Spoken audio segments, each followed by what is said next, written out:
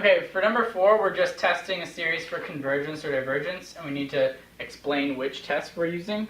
So our series is the sum from n equals 2 to infinity. We have 2 minus cosine of n all over n squared. Okay, so this is a pretty typical type of question for this. What you should always be thoughtful of when you're doing these series problems is that when you have trig functions, generally they don't really do much to a function. You've seen that in, for example, when you have cosine of pi n, that's just an alternating part. When you have just cosine n on the top, it effectively acts as a constant. It's pretty much going to be the same case here. When you have trig functions, they basically are on the order of constants, and they're perfect candidates for using the comparison test, because if you can find a suitable constant, it's really easy to make them less than or greater than something. So, on that note, what we want to do is set up an inequality. You know that cosine of n is always in between 1 and negative 1. So what does that mean about 2 minus cosine of n? Well, 2 minus cosine of n, if cosine is 1, it could be as low as 1. If cosine is negative 1, it could be as high as 3, but nothing greater or less. So 2 minus cosine of n is in between 1 and 3 in some way. And you can see, even if that was 2 plus cosine of n, that would be the same thing, because cosine could be negative 1 or 1, and the endpoints are all that matter. So this numerator is always in between 1 and 3.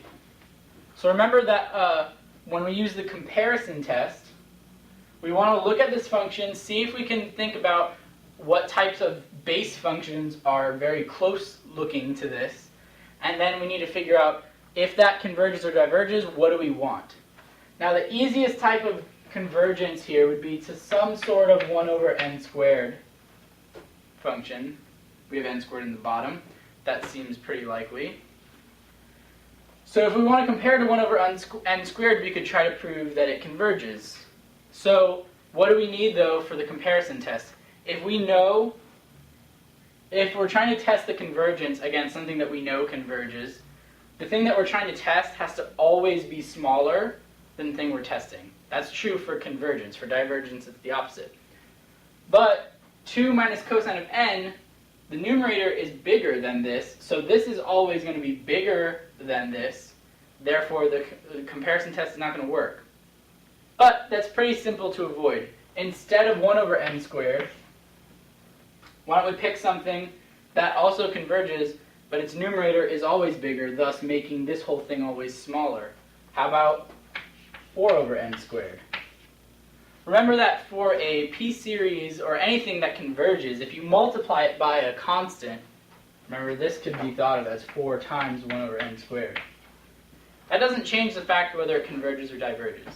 So this definitely converges. And we know that this inequality is true. 2 minus cosine of n over n squared is always less than 4 over n squared. Why?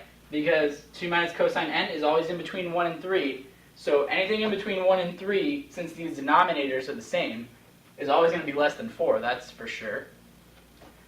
So basically what we're doing here by comparison is this converges. This series that we have is always smaller. So if you know something converges and you know something else is always smaller than it, then that also has to converge. Okay, so through this method, we've proved that this series right here converges by the comparison test.